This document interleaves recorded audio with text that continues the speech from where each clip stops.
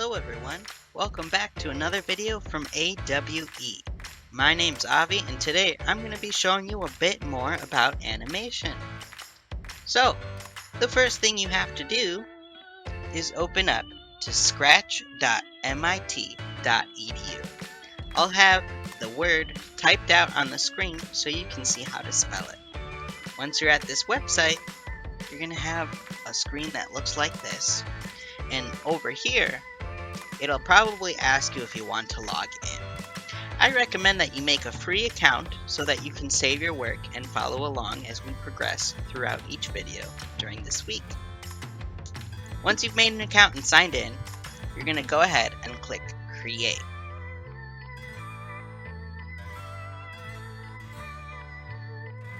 If you watched our previous video, Morgan showed you how to upload your own sprite or character into the program, as well as a background, which they call stage or backdrops. The screen above is what we call our stage. This is the preview screen for everything that we'll be animating. So whatever we do, we'll see it played out over here once we click the start button. We can also move around different objects that are in this screen. So if our character wants to start over here, we're going to go ahead and move them right to this corner by clicking and dragging them, so that when we start it, this is where they'll be in our animation. Over here, in this big empty white square, this is our coding area. This is where we're going to put all of the instructions for the computer to tell it what to do in the stage screen. And over here, we have all of our different instructions. They're already pre-written, almost like a puzzle. And we're going to choose whatever makes sense for our coding or programming to be telling this character what to do. So we've got a bunch of different categories here, and in each of these videos, I'm going to only focus on a few of them. So, in today's video, we're going to focus on sensing, control, and events.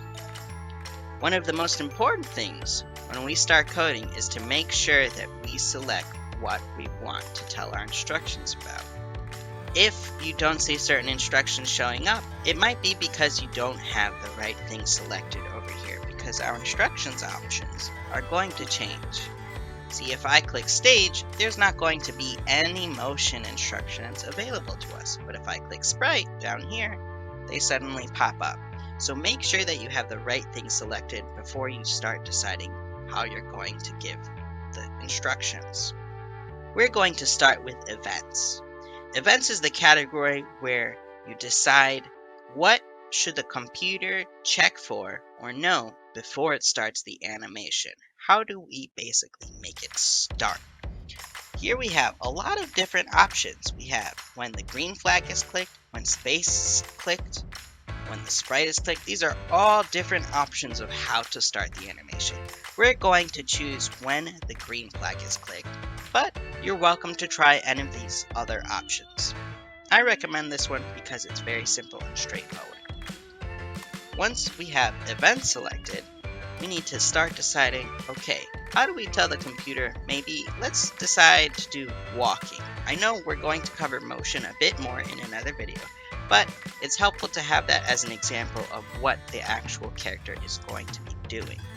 So, when the green flag is clicked, we need to decide, how does the computer know how often to do something? Over here is all of our different options. This is a repeat option, so if we want the character to keep moving to a certain direction, we would have repeat. Or if we want the character to stand still and then go, we might choose wait. But I'm going to go ahead and show you first an example without that. So when the green flag is clicked, I want it to move 10 steps. I've clicked the green flag and you see it moved. But it only moves if I click the green flag. Now, if this were an animation, I wouldn't want to have to keep clicking play the animation for it to move over and over. So I need something else to help me with that, and that's where control comes in. So I'm going to take these apart, and I'm going to put forever and then move 10 steps inside of that. And it's like a puzzle that you're fitting things together. Whatever is underneath the forever is going to do forever. But if I don't want it to do forever, I'm going to take it out. So I'm going to put the move back under there. And now I'm going to click the green flag again and see what happens. Now it's forever moving that way until it goes off of the screen. But I don't really want it to do that. If I click stop, the character is not going to reset to the beginning, so I'm going to drag it back over here. There's a different kind of command that you need to program for it to reset every time. We're not going to worry about that right now. We're just going to focus on our movement. What we have over here is forever. We don't want it to move forever to the side. Let's say we want it to only move like a game. If we click the left arrow or the right arrow, I might want it to move left or right.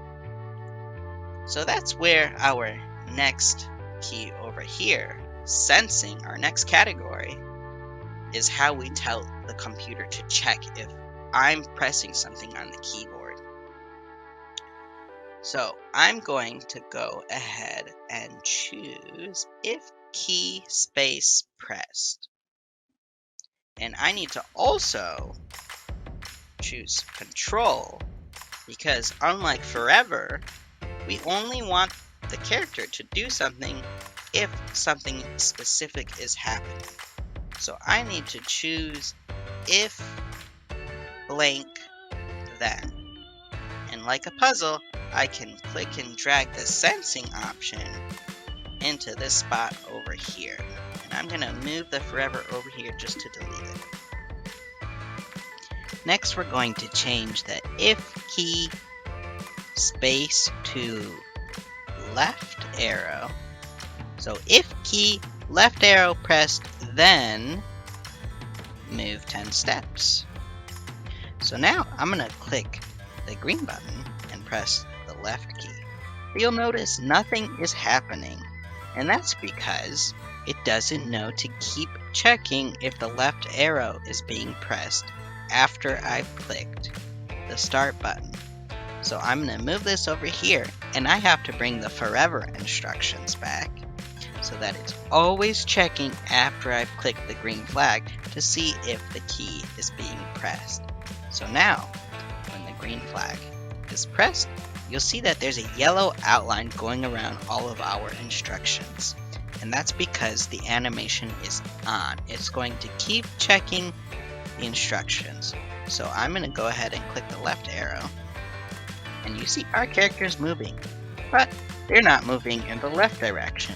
So how do we change that? Well, I'm going to stop the animation and drag our character back to the beginning and show you. First, we're going to have to drag another if-then statement, and we're going to put it just underneath here so that we've got two different ones underneath the forever. And I'm going to go back to sensing and click key pressed. And we're going to basically be copying our instructions twice. So now I want it to say right arrow, and I'm going to go back to motion and also have a move 10 steps so that they're both still looking the same. So left arrow press, move 10 steps, and right arrow move 10 steps. But in this program, the character is only going to move in the direction it's facing. So how do we change the direction that we face? Well, under motion, there's the option point in direction. I'm going to drag that in both of these sections here so that when it's left arrow, we can tell it to point a certain way, and when it's right arrow, we can tell it to point in a different way. Now you don't have to know very much about angles, because you can go ahead and click the 90, and you see how there's a little arrow. That's going to tell us what direction our character will be facing. So when our character is going left, we want it to face left. So I'm going to change the arrow and drag it all the way over here. When the right arrow is pressed, point in the right direction. So that one's already correct. So now let's test it out. If I click the left arrow, it's going to be going left. And if I click the right arrow, he's moving right now. And he's facing that direction, but he's flipped all the way over. I want him to stay on his feet. So how do we do that? But we have to set the rotation style, and rotate is to turn around. So we want our rotation to be left and right so that they face left or right direction instead of turning all the way around to change the direction he's facing. We want our character to face left or right instead of turning all around or not rotating at all. So I'm going to go ahead and put that under the forever. So he's always only going to be left or right, and it should have just flipped for you if you drag that underneath. And now I'm going to put our instructions back underneath here, and it's still on. So if I click left or right, our character is going to face each direction that I'm pressing as long as I hold it.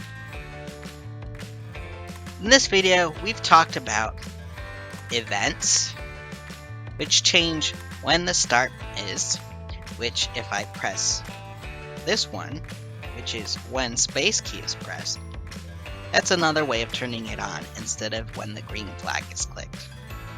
So we've gone over events, which is how we start things. We also went under control, which is how long the animation does certain things. And we've also done sensing, which checks if we're pressing any buttons on our keyboard.